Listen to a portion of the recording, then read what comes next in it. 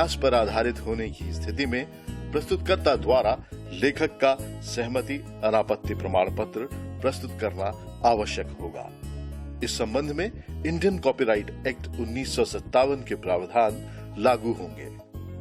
प्रस्ताव के साथ प्रोडक्शन टीम के सभी सदस्यों, निर्देशक, लेखक, संगीत निर्देशक, छायाकार आदि के विस्तृत बायोडेटा भी संलग्न करें। इच्छुक प्रस्तुतकर्ता समस्त औपचारिकताओं को पूर्ण करते हुए दिनांक 19 अक्टूबर 2018 तक अपने प्रस्ताव जमा कर सकते हैं। अंतिम तिथि के बाद प्राप्त प्रस्तावों पर विचार नहीं किया जाएगा। दूरदर्शन मध्य प्रदेश पर प्रसारित होने वाले प्रायोजित कार्यक्रमों के लिए रेट कार्ड तथा अन्य जानकारी के लिए वेबसाइट www.ddbhopal.nic.in देखें या दूरदर्शन केंद्र भोपाल के प्रायोजित कार्यक्रम अनुभाग में संपर्क करें। हमारा पता है द्वारा कार्यक्रम प्रमुख, दूरदर्शन केंद्र, श्यामला हिल्स भोपाल, पिन 462013।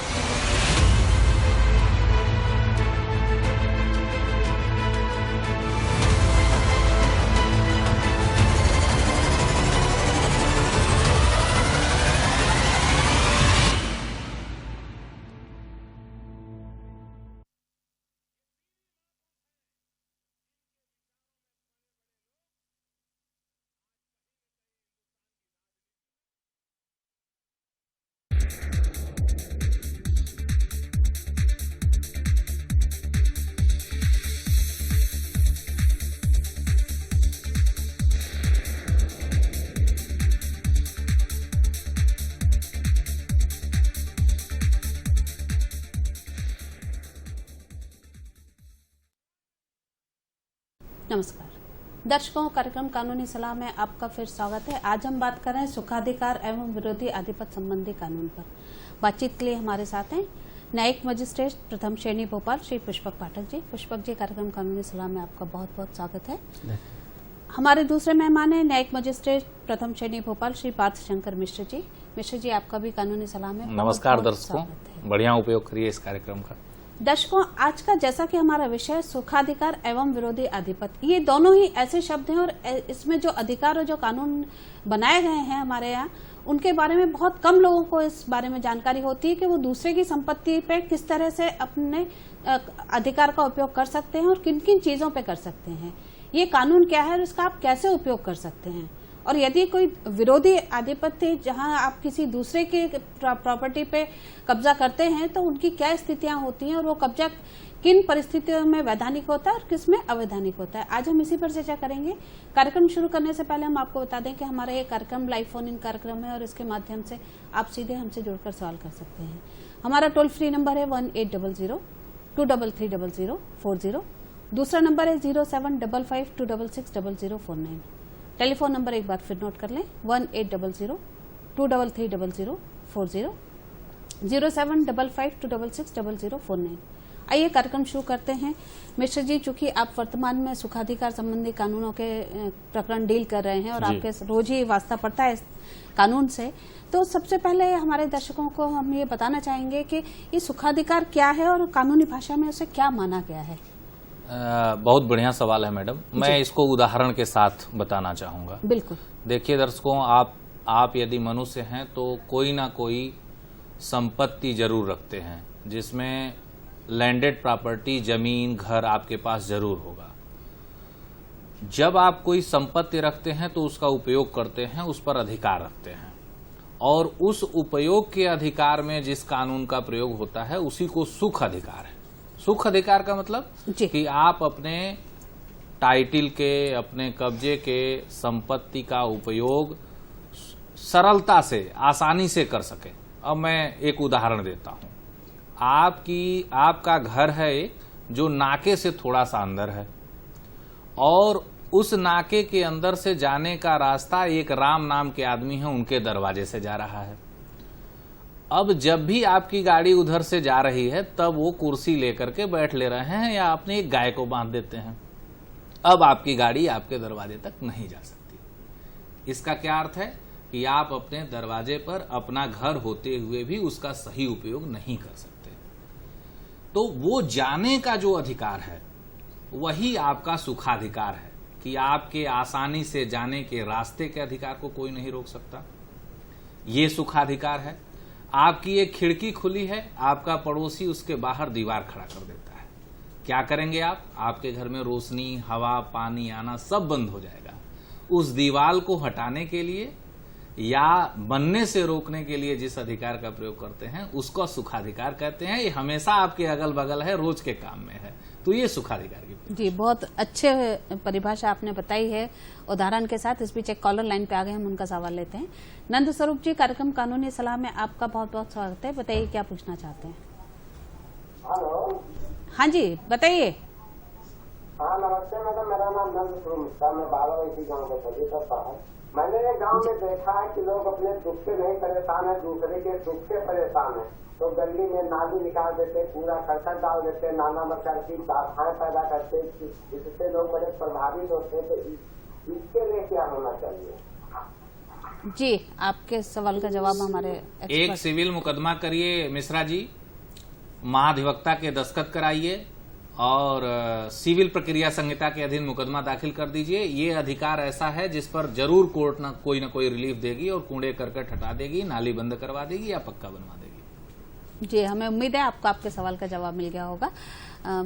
पुष्पक जी, हम जब विरोधी आधिपत्य की बात करते हैं तो पहला सवाल यही आता है कि ये है क्या, इसकी परिभाषा क्या है?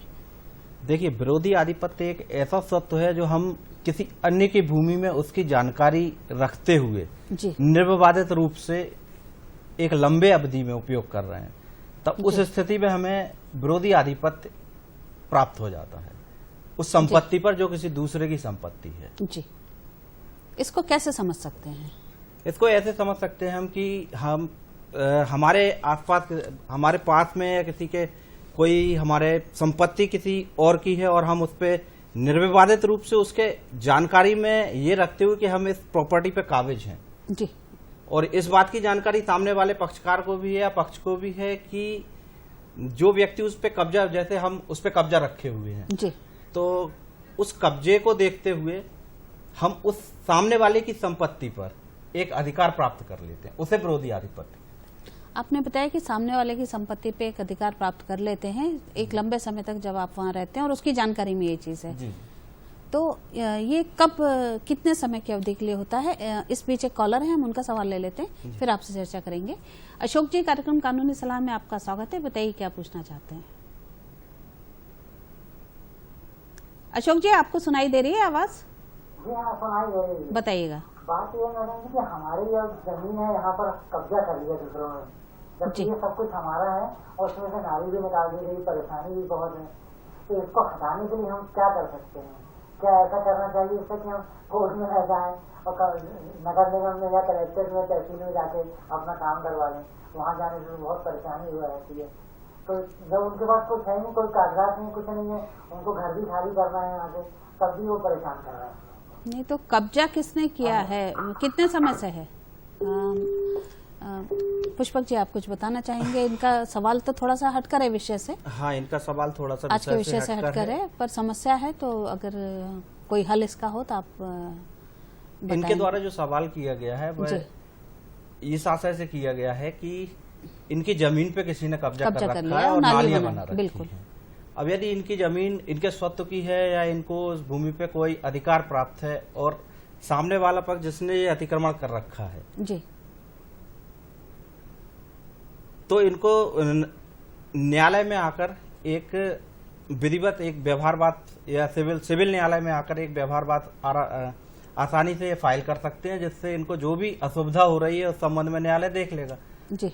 और यदि इनके पास उस भूमि पे स्वयं इन्हीं के पास टाइटल नहीं है या ये खुद ही उसके स्वत्वधारी नहीं है जी, तब ऐसी परिस्थिति में भी ये सुखाधिकार के तहत आते हुए जी और उन व्यक्तियों के विरुद्ध जो इनकी भूमि पर या इनके जो भी कार्य, जो भी अवैध निर्माण कर रहे हैं या उनके विरुद्ध कार्रवाई कर सकते हैं। ये थोड़ा न्यायालयी प्रक्रिया से बचना चाहते हैं। ये सोच रहे थे कि नगर निगम या कलेक्टर से समस्या का समाधान हो सकता है, पर पार्थ जी आप इस बारे में कुछ बताना ऐसा प्रभावी रूप से अशोक जी संभव नहीं है। न्यायालय में आना पड़ेगा, सिविल दावा लगा के कब्जा वापस लेना पड़ेगा। इसके सिवाय और कोई रेमेडी आपके पास नहीं है, यदि वो कृषि भूमि नहीं है तो। जी पुष्पक जी, हम चर्चा कर रहे थे, आपने बताया था कि जो एडवर्स पोजीशन है वो सामने वाले की संपत्ति पे होता है यदि उसकी जानकारी में वो काबिज है। तो ये कौन सी अवधि होती है, कितनी अवधि के बाद ये चीज उसके हक में जाती है, या वो कब क्लेम कर सकता है? देखिए, यदि हम शासकीय किसी भूमि पे कब्जा किए हुए उसकी जानकारी सरकार को या सरकार के पदाधिकारियों को है जी, तो ऐसी शासकीय संपत्ति के संबंध में यह अवधि 30 वर्ष की रहेगी जी। और यदि किसी प्राइवेट व्यक्ति की कोई संपत्ति है जी, तो यह अवधि 12 वर्ष की रहेगी जी। यदि जिस व्यक्ति की भूमि पर हम कब्जा किए हुए हैं या तथ्य उसकी जानकारी में है कि एक्स पर्सन या कोई भी व्यक्ति उसकी संपत्ति पे निर्विवादित रूप से उसकी जानकारी में 12 वर्ष की अवधि से कब्जा किए हुए है जी, तो विधि में प्राप्त उपचारों के तहत वह उस भूमि पे स्वत्व प्राप्त कर ले जी। दर्शकों, हम आपको बता दें कि भी वक्त एक छोटे से ब्रेक का, ब्रेक के बाद हम चर्चा पे वापस आएंगे। लेते हैं एक छोटा सा ब्रेक। राजू भैया विद पहिया। और जोगिंदर जा वेख, राजू भैया का पंचर हो गया। राजू भैया का पंचर नहीं हुआ है, टायर पंचर हुआ है। टायर पंचर हो गया। सड़कों पे तो गाड़ियां भरी पड़ी हैं। और गड्डियां लेटेस्ट सर्विस सेंटर ले जाते हैं। लेटेस्ट सर्विस सेंटर क्यों नहीं खोलते हैं? इसमें तो गवर्नमेंट मदद भी करती है। मदद कर दिया गल्ला ने। पाजी, भारत सरकार का अल्पसंख्यक मंत्रालय है, तो उससे मदद लेके पहले अपने कौशल का विकास करिए, फिर NMDFC से आर्थिक मदद लेके अपने बिजनेस को मॉडर्न तरीके से डेवलप करिए। मदद हमारी, मंजिल आपकी, सबका साथ, सबका विकास। Withstands temperatures up to 93 degrees, does not give in to fire, provides the smoothest inner surface, remains environmentally friendly, fights extreme weather conditions. With a combined experience of 90 years and still keeping it stylish. Pinolex FlowGuard Plus. Pipes and fittings for residential, commercial and industrial use. बच्चे की खुशी में दोनों की शक्ति जरूरी है ना? जैसे दोनों का जोश और दोनों का दिमाग। और ठीक इसी तरह दस्त होने पर भी दोनों जरूरी, जैसे ORS और जिंक। जी हाँ, दस्त होते ही हर बार ORS घोल और दिन में एक बार जिंक की गोली पूरे 14 दिनों तक। दोनों से मिले जल्द आराम, पूरी हो पानी की कमी और मिले दूसरी बीमारियों से लड़ने की ताकत। दस्त होते ही ORS और जिंक, दोनों की जोड़ी, देखभाल पूरी। प्रधानमंत्री मातृ वंदना योजना के अंतर्गत पहली बार मां बनने वाली हर गर्भवती महिला के खाते में औसतन 6,000 रूपए जमा किए जाएंगे, ताकि उसे मिले पौष्टिक आहार और उचित आराम। रजिस्टर करने पर 1,000 रूपए, पहला चेकअप कराने पर 2,000 रूपए, सरकारी अस्पताल में डिलीवरी पर औसतन 1,000 रूपए और बच्चे के पहले चरण के टीकाकरण और जन्म पंजीकरण कराने पर 2,000। प्रधानमंत्री मातृ वंदना योजना। रजिस्टर करने के लिए आंगनवाड़ी या आशा दीदी से संपर्क करें।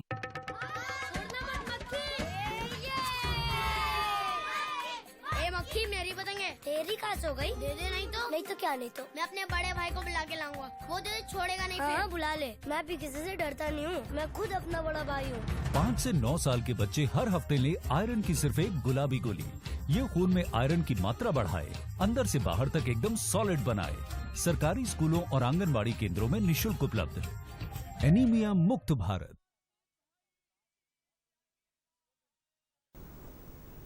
दर्शकों, ब्रेक के बाद हम फिर हाजिर हैं। हम आपको बता दें कि आज हम बात कर रहे हैं सुखाधिकार एवं विरोधी आधिपत्य संबंधी कानून पर। आपको फिर याद दिला दें, बातचीत के लिए हमारे साथ हैं न्यायिक मजिस्ट्रेट प्रथम श्रेणी भोपाल श्री पुष्पक पाठक जी।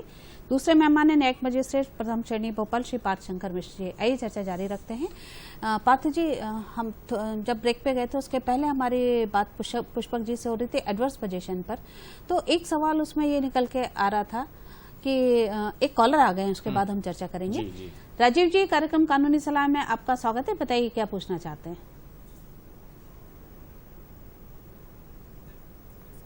राजीव जी बताइए, आप क्या पूछना चाहते हैं। राजीव जी, आपको आवाज सुनाई दे रही है, आप क्या सवाल पूछना चाहते हैं? लगता है हमारा संपर्क खत्म हो गया। तो पुष्पक जी ने बताया था कि दूसरे की संपत्ति पर यदि कोई 12 साल तक रह लेता है, अगर वो प्राइवेट है, और सरकारी में 30 साल में, तो उसका आधिपत्य हो जाता है। अब सवाल ये उठता है कि ये जो आधिपत्य है, यदि किसी ने किसी रिश्तेदार को अपनी प्रॉपर्टी दी हुई है रहने के लिए या किराए से दी हुई है, तो किन परिस्थितियों में वो वैधानिक रूप से उसका कब्जा माना जाता है, उसके लीगल वो क्या है? अब मैं चित्रा जी जहां तक आपके सवाल को समझ पाया हूं, आप पूछना चाहती हैं कि किस दिन से 12 वर्ष की गणना शुरू की जाएगी? बिल्कुल। ठीक और है। किन किन स्थितियों में, मतलब एक किराएदार को भी हम देते हैं, बिल्कुल, एक हम किसी रिश्तेदार को भी रहने के लिए देते हैं। देखिए, ऐसा हो सकता है कि कोई कब्जा हम किसी को कह करके अपने जमीन पर दें जी, और फिर उसकी नीयत बदल जाए जी, अब उसको वो छोड़ना ही नहीं चाहता है। तो टाइम की शुरुआत किस दिन से होगी? 12 वर्ष की, जैसा कि साहब ने बताया, और 30 वर्ष शासकीय में, ये किस दिन से शुरू होगी? जी, नाम में ही लिखा है विरोधी। विरोधी किससे? जिसका संपत्ति वास्तव में है, उस पर कब्जा रखने वाले आदमी ने उसके स्वतः से इनकार कर दिया हो, उस दिनांक से 12 वर्ष या उस दिनांक से 30 वर्ष। सीधी सी भाषा में, आपने चित्रा जी मुझे एक घर दिया जी, मैं किराए पर लिया जी, 8 महीने बाद मेरा मन बदल गया, आपको मैंने किराया देना बंद कर दिया जी, और कहा कि जाओ मैडम, मैं आपका घर नहीं छोड़ूंगा, आपको जो मन कर लेना है कर लो। जी, तो जिस दिनांक को मैंने आपसे कहा जी, कि जाओ मैडम, जो मन करना है कर लो, मैं तो तुम्हारे स्वामित्व को इस घर में नहीं मानता, जी, उसी दिन से 12 वर्ष जोड़ा जाएगा। और जैसे ही 12 वर्ष पूरा हो जाएगा, मेरा टाइटल उत्पन्न हो जाएगा। मुझे दावा लाने का अधिकार नहीं है, लेकिन यदि आप दावा लाओगे तो मुझसे जमीन या घर नहीं छुड़ा पाओगे, इतना ध्यान रखें। जी, मिश्र जी, इस बीच राजीव जी लाइन पर आ गए हैं। राजीव जी बताइए, क्या सवाल है आपका? बहुत बहुत स्वागत है, बताएं। हाँ जी, नमस्ते। नमस्कार। मैं ये पूछना चाह रहा था कि जैसे कि कॉलोनी में या किसी मोहल्ले में हम लोग रहते हैं जी, तो वहाँ के कुछ अड़ोस पड़ोस के लोग अपना निर्माण कार्य करते हैं, तो उसके दौरान वो सड़क पे मटेरियल डाल के रखते हैं, उसके संदर्भ में कुछ कार्रवाई की जा सकती है? या कुछ लोग पहले आसपास अपने घर के सामने 2-3 फुट तक पेड़ लगाते हैं, फिर रेलिंग लगा लेते हैं जी, और उसके संदर्भ में कुछ कहाँ शिकायत करना चाहिए जिससे कि आम लोगों को कोई असुविधा ना हो? और कुछ पड़ोसी जो अपने अपने पालतू जानवरों को सुबह शौच करा के दरवाजों पे गंदगी फैलाते हैं, उसके लिए क्या कार्रवाई कर सकते हैं? जी राजीव जी, सवाल आपका विषय से थोड़ा सा हटकर है, पर फिर भी आम जनता से जुड़ा है, तो हम मिश्र जी आपसे जानना चाहेंगे। एक सवालों का झुंड राजीव जी ने दिया है, इनका सब मैं उत्तर देता हूं बारी बारी से। पहला सवाल ये है कि रास्ते में लोग बिल्डिंग मटेरियल गिरा देते हैं, जिससे रास्ते पे जाने में प्रभावी होता दिक्कत आती है। जी, ये तो सुखाधिकार का मैटर है जी, इसमें तो आप उनसे हटाने के लिए कह सकते हैं, और ना हटाएं तो सिविल सूट दाखिल कर सकते हैं यदि लंबे समय से रखे हुए हैं तो। जी, अब जो पेड़ लगाने की और बाद में रेलिंग लगाने की बात है, तो ये इंक्रोचमेंट का मैटर है जी, ये इंक्रोचमेंट का मैटर आप कॉलोनी के 4-5 लोग मिलिए जी, एक आर्डर 1 रूल 8 में लोकवाद प्रस्तुत करिए कि भाई इससे सड़क पतली होती जा रही है दिन पर दिन, रेलिंग लगने से आने जाने में गाड़ियों में रुकावट पैदा हो रही है जी, ये ऐसा कर सकते हैं। तीसरी जो स्थिति है कुत्ते की या फालतू जानवरों की इधर उधर रखने की और उसकी, ये मैटर सिविल सूट का नहीं हो सकता, ये न्यूसेंस का मैटर है। इसके लिए आप नगर निगम को शिकायत करें। नगर निगम के पास ऐसे लोगों को दंडित करने का पूरा तरीका है। हमारे एक न्यायिक मजिस्ट्रेट श्री प्रकाश उइके साहब इसी के लिए लगे रहते हैं कि वो ऐसी चीजों को डील करें, तो आप इसके लिए नगर निगम में शिकायत करें। वो शिकायत को जो है कि न्यायिक मजिस्ट्रेट प्रथम श्रेणी लेंगे। जी राजीव जी, आपके तीनों ही सवाल का जवाब हमारे एक्सपर्ट ने दे दिया है और तीनों ही रास्ते आपको बता दिए कि आप कैसे कानूनी प्रक्रिया से इन चीज़ों से अपने अधिकारों का उपयोग कर सकते हैं। पार्थ जी, आपने इनको बताया कि नगर निगम के आपके एक मजिस्ट्रेट हैं, यदि नगर निगम इनकी शिकायत पे कार्रवाई नहीं करती है, कोई एक्शन नहीं लेती है, तो ऐसी स्थिति में क्या सीधे ये न्यायालय की शरण में जा सकते हैं? न्यायालय के शरण में आ सकते हैं। जो चीजें नगर निगम के अधिनियम के अधीन अपराध है, वो आईपीसी में भी अपराध है, वहाँ कंप्लेंट फाइल कर सकते हैं, कोई दिक्कत नहीं। जी पुष्पक जी, अभी चर्चा हो रही है सुखाधिकार और एडवर्स पोजीशन की, तो जो विरोधी आधिपत्य है वो किसकी जमीन पर प्राप्त किया जा सकता है? देखिए, विरोधी आधिपत्य किसी स्वयं की जमीन पर तो विरोधी आधिपत्य प्राप्त नहीं किया जा सकता है। इसके लिए आवश्यक है कि जमीन किसी अन्य की हो। जी, किसी दूसरे की जमीन पर ही विरोधी आधिपत्य के तारतम्य में कोई स्वत्व प्राप्त किए जा सकते हैं। जी, आप वो तो जैसा कि हम विषय से ही समझ में आता है, विरोधी आधिपत्य मतलब किसी दूसरे के उस पर ही होता है। इसको अगर हम उदाहरण के तौर पर लेना चाहें तो किस तरह से समझ सकते हैं, हमारे दर्शकों को कैसे हम समझा सकते हैं कि विरोधी आधिपत्य किस तरह से दूसरे की संपत्ति पे माना जाता है? देखिए, विरोधी आधिपत्य सर्वप्रथम तो यह है कि हमारा किसी दूसरे की भूमि पर आधिपत्य होना चाहिए जी। यदि हमारा आधिपत्य ही नहीं है तो हम विरोधी आधिपत्य नहीं मांग सकते। प्लॉट हो, जमीन हो, जमीन हो क्या सभी तरह की जमीन आती है इसमें? खेती की जमीन भी आएगी? हाँ, इसमें खेती की जमीन भी आएगी जी। और कोई प्लॉट भी हो सकता है, या खेती की जमीन हो या अन्य कोई भी जमीन जी, तो ये सब इसमें आ सकते हैं जी।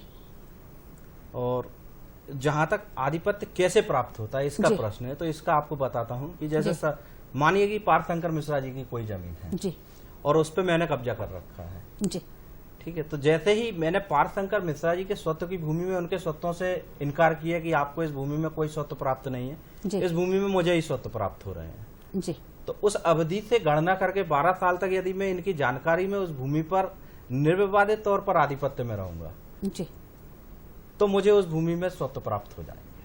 और अगर ये विवाद कर देते हैं हाँ, या कानूनी यदि ये किसी कानूनी प्रक्रिया का उपयोग करके विवाद उत्पन्न करते हैं, कुछ भी रहता है जी, तो उस स्थिति में फिर जो भी रहेगा तो कानूनी प्रक्रिया अनुसार ही रहेगा। मतलब फिर वो ब्रेक हो जाएगा। हाँ, फिर वो ब्रेक हो जाएगा, वो ब्रेक हो जाएगा। मतलब हमारे दर्शकों को हम ये बताना चाहेंगे, जैसा कि हमारे एक्सपर्ट ने बताया कि यदि आपकी संपत्ति पर कोई रह रहा है और वो कब्जा किए हुए है और वो छोड़ना नहीं चाह रहा है और उसने आपसे कह दिया है कि मैं नहीं छोड़ूंगा, आपको जो करते बने कर लो, तो आप लोग ध्यान रखें कि 12 साल की अवधि के पहले ही आपको न्यायालय की शरण में जाना है, अन्यथा आप अपनी प्रॉपर्टी को खो देंगे। बिल्कुल सही जी। पार्थ जी, हम विरोधी आधिपत्य की बात कर रहे थे। हम दोनों ही विषय आज बहुत हमारे नए विषय हैं और एक अच्छा विषय है। अगर हम सुखाधिकार की बात करें तो ये किसकी संपत्ति पर कैसे प्राप्त किया जा सकता है? सुखाधिकार हमेशा जो है कि इसके लिए 2 प्रॉपर्टी होने की आवश्यकता है जी। एक को कहते हैं हेरिटेज प्रॉपर्टी अर्थात अधिसेवी संपत्ति जी, और एक को कहते हैं अनुसेवी संपत्ति जी।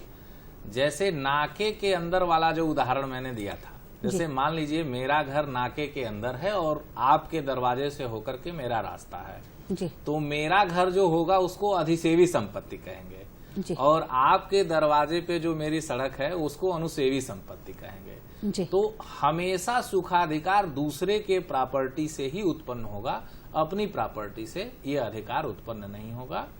पहले एक हमारी संपत्ति होनी चाहिए, दूसरा उस संपत्ति का रास्ता या हवा, बिजली, पानी आपके रास्ते से, आपके दरवाजे से, आपके संपत्ति से होकर आना चाहिए जी। और तीसरा यह है कि आपके द्वारा उसमें विवाद पैदा किया जा रहा हो और चौथा कि बिना किसी अन्य विकल्प के यदि आपने रास्ता बंद कर दिया तो मैं अपने प्रॉपर्टी का उपयोग नहीं कर सकता हूं, ऐसे ही सुखाधार के लिए दूसरे की प्रॉपर्टी की आवश्यकता पड़ेगी। जी, बिल्कुल, आपका कहना बिल्कुल ठीक है।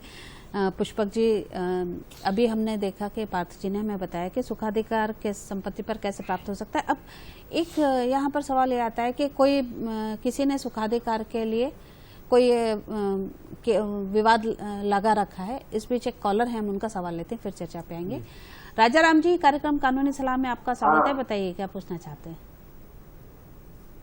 बताइएगा। जी हाँ, बताइए, स्वागत है। सवाल बताएं अपना। हाँ सर, मैं बोल रहा हूँ 2005 तक हमारा नाम रहा हमारी जमीन पर जी।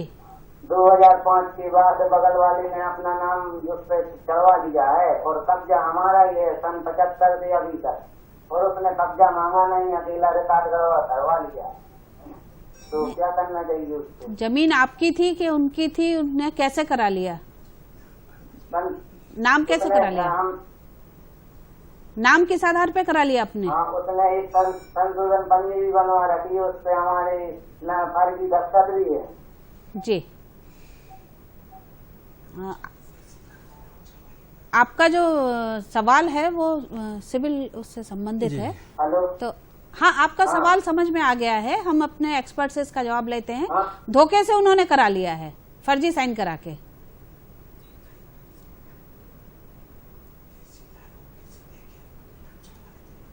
जी आप पुष्पक जी जवाब।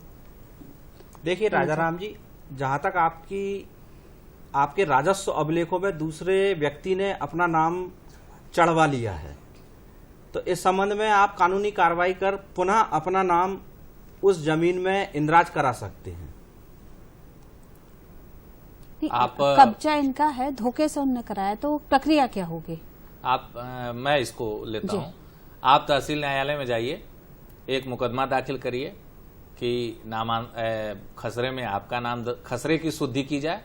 तहसीलदार साहब पटवारी को एक प्रतिवेदन देने के लिए कह देंगे, पटवारी साहब आपके पास आएंगे, आपका कब्जा देखेंगे और नाम आपके राजस्व अभिलेखों में चढ़ जाएगा। बहुत सिंपल सी प्रक्रिया है, 2 महीने का मामला। जी पार्थ जी, हम बात कर रहे थे सुखाधिकार की, तो एक तो सुखाधिकार कितने प्रकार के होते हैं, दूसरा ये कि यदि किसी संपत्ति में सुखाधिकार प्राप्त है और उसका उसे उपयोग नहीं करने दिया जा रहा है, तो ऐसी स्थिति में उसके पास क्या रेमेडी है? मूलतः जो चित्रा जी आपका सवाल है, 2 तरह के मुकदमे हमारे पास ऐसे मामलों में आते हैं। एक आवश्यकता का सुखाधिकार जी, और एक चिरभोग का सुखाधिकार जी। चिरभोग के सुखाधिकार का अर्थ है कि मान लीजिए आप 20 वर्षों से अधिक समय से किसी रास्ते का उपयोग अपने बाप दादा के जमाने से करते चले आ रहे हैं जी। अब उसी में कोई एक बच्चा पैदा हुआ और उसने आपके रास्ते को रोकना शुरू कर दिया जी। तो ये लंबे समय से जो आपने रास्ते के रूप में उपयोग किया है, इसको कहते हैं कि चिरभोग का अधिकार। और जो लंबे समय से जो रास्ते का अधिकार उत्पन्न हुआ है, उसी को हम कहते हैं चिरभोग द्वारा उत्पन्न सुखाधिकार। तो पहला प्रकार तो ये हो गया जी। दूसरा है आवश्यकता आधारित सुखाधिकार। इसमें समय लिमिट नहीं है जी। आपके घर में 5 दरवाजे हैं, आप बढ़िया से बिजली पानी हवा ले रही हैं जी। सूरज की रोशनी आ रही है, बगल के प्लाट वाले ने आपके दीवार से सटा करके एक दीवार शुरू कर दिया। अब ना सूर्य की रोशनी आएगी, न हवा आएगी, न कोई प्रकाश आ पाएगा, इवन कि आपकी नालियां उधर पानी गिरने वाली जाम हो जाएंगी। जिसको कहते हैं हम आवश्यकता अधिकार का सुखाधिकार। जब इन दोनों का उल्लंघन हो, दोनों ही दशा में आपके पास एक अधिकार है कि एक आप अपने सारी बातों को बताते हुए कि कब से रास्ते का उपयोग कर रहे हैं, कब से रोशनी का दरवाजा खुला हुआ है, कब से नाली बह रही है इधर से, सबका कथन करिए। और एक जो है अधिकारों के घोषणा का दावा न्यायालय में दाखिल कर दीजिए और साथ साथ में एक परमानेंट इंजंक्शन मांग लीजिए कि वो दीवार न बने, रास्ता न रोकें, प्रकाश आने से न रोकें। तो ऐसे मामलों में जो है कि सिविल सूट ही उपचार है दोनों अधिकारों को प्रयोग करने। जी, बहुत अच्छी जानकारी दी आपने। दर्शकों, हम आपको बता दें अभी वक्त है फिर एक छोटे से ब्रेक का। ब्रेक के बाद हम चर्चा पे वापस आएंगे। लेते एक छोटा सा ब्रेक। चला जा। ये बड़े पापा का और नहीं खाना। हाँ। ये किसका पता है? ये चिक्की का हिस्सा। चिक्की का हिस्सा अब चिक्की खुद खाएगी। वो अब 6 महीने की हो तो गई है। उसके लिए मसला हुआ खाना अलग से बना के रखा है। जा अम्मा को दिया। अम्मा 6 महीने बाद बच्चे को माँ के दूध के साथ घर का खाना दे, ताकि वो तेज और तंदुरुस्त बने। याद रखिए, एक बार नहीं 3-4 बार खिलाएं। शाबाश। प्रधानमंत्री मातृ वंदना योजना के अंतर्गत पहली बार मां बनने वाली हर गर्भवती महिला के खाते में औसतन 6,000 रुपए जमा किए जाएंगे, ताकि उसे मिले पौष्टिक आहार और उचित आराम। रजिस्टर करने पर 1,000 रुपए, पहला चेकअप कराने पर 2,000 रुपए, सरकारी अस्पताल में डिलीवरी पर औसतन 1,000 रुपए और बच्चे के पहले चरण के टीकाकरण और जन्म पंजीकरण कराने पर 2,000। प्रधानमंत्री मातृ वंदना योजना। रजिस्टर करने के लिए आंगनवाड़ी या आशा दीदी से संपर्क करें। Withstands temperatures up to 93 degrees. Does not give in to fire. Provides the smoothest inner surface. Remains environmentally friendly. Fights extreme weather conditions. With a combined experience of 90 years and still keeping it stylish. Finolex FlowGuard Plus. Pipes and fittings for residential, commercial and industrial use. नमस्कार नमस्कार नमस्कार। क्या भैया? Septic tank शौचालय के लिए। Septic tank ये जब भर जाएगा तो कचरा कहाँ फेंकोगे? फिर से लोटा यात्रा शुरू। सुनिए, 2 गड्ढों वाले शौचालय के बारे में सुना है? नहीं सुना? आइए समझाते हैं। देखिए, 2 गड्ढा बनाइए। पहले वाला जब मल से भर जाएगा ना, तो ये चालू हो जाएगा और साल भर के अंदर इसके अंदर जो मल है ये खाद बन जाएगा, इसे खाली कर दीजिए। इसी तरह शौचालय जो है वो आजीवन चलता रहे, न बीमारी फैलेगी न बदबू। और पैसे? अरे वो सेप्टिक टैंक से कई गुना सस्ता। हाँ, क्या समझे? शौचालय 2 गड्ढों वाला ही बनवाना है और स्वच्छता को सदा अपनाना है। मम्मा घूमने चले? अरे गिन्नी, अभी गर्मियों की छुट्टियों में तो गए थे ना घूमने। मम्मा आपको नहीं पता, पर्यटन पर्व शुरू हो गया है। दूरदर्शन और पर्यटन मंत्रालय दे रहा है सबको घूमने का मौका। अच्छा, वो कैसे? मुसाफिर हो यारो फोटो कॉन्टेस्ट के जरिए। इस कॉन्टेस्ट में बस आपको भेजनी है आपके फेवरेट इंडियन टूरिस्ट स्पॉट की तस्वीर जो आपने खुद क्लिक की हो और बतानी है उस जगह की खासियत चंद शब्दों में। बेहतरीन ओरिजिनल तस्वीर भेजने वालों को मिलेगा मौका घूमने जाने का। तस्वीर भेजने के लिए ईमेल पता है ddcontest2018@gmail.com। तस्वीर भेजने की आखिरी तारीख है 27 सितंबर 2018। कॉन्टेस्ट में जरूर आना।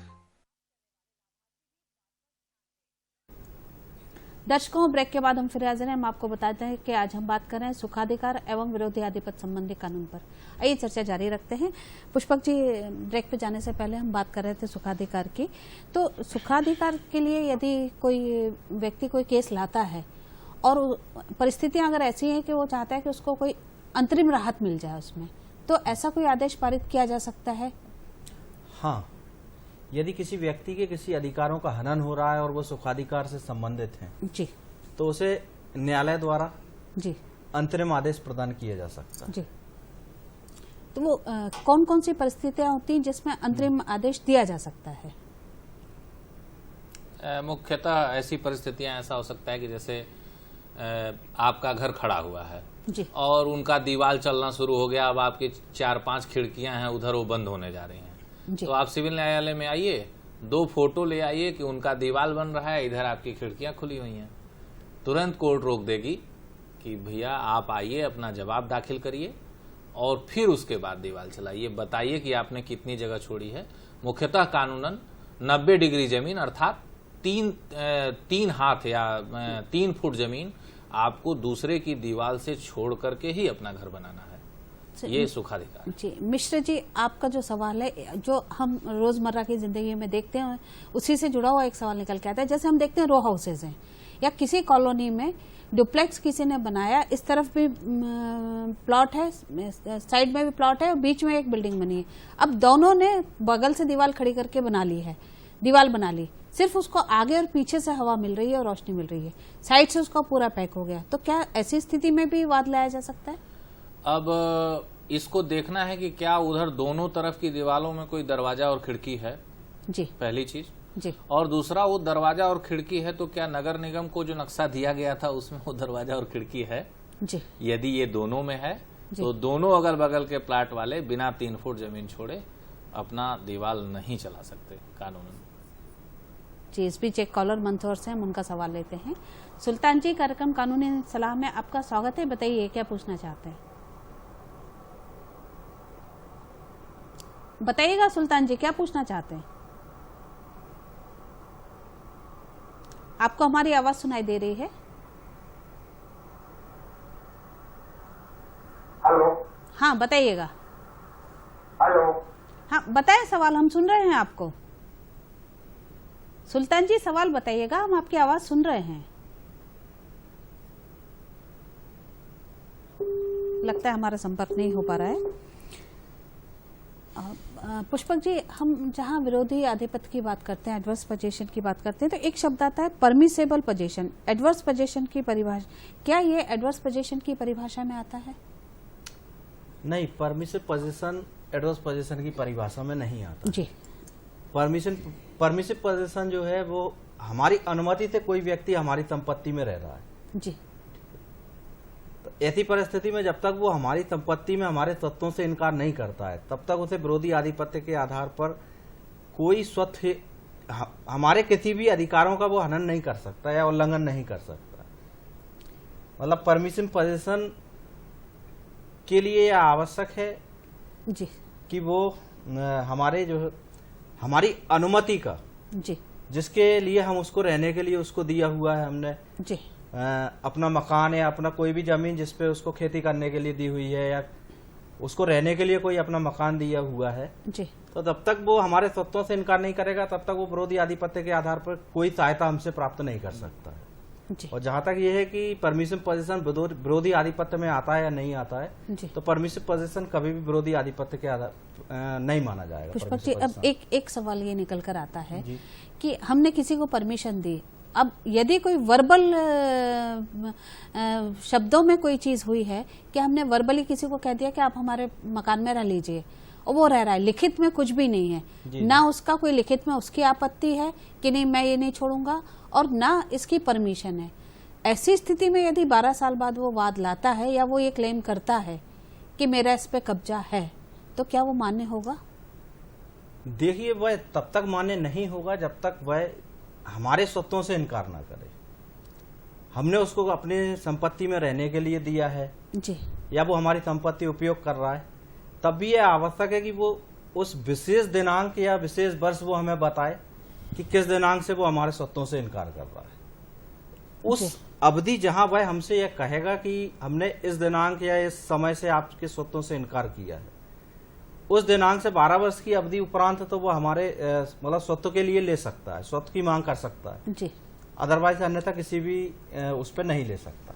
नहीं, अगर ये लिखित में नहीं है, यहाँ मेरा जो सवाल है वो ये है कि यदि वो लिखित में कोई ऐसे उसकी आपत्ति नहीं है या लिखित में वो स्वतः से इनकार नहीं करता है, शब्दों में उसने कुछ बोल दिया, शब्दों में हमने बोल दिया, तो क्या इसको कानूनी मान्यता दी जाएगी कोर्ट में? जी मिश्रा जी, आप कुछ बोलना चाहेंगे इस बारे में?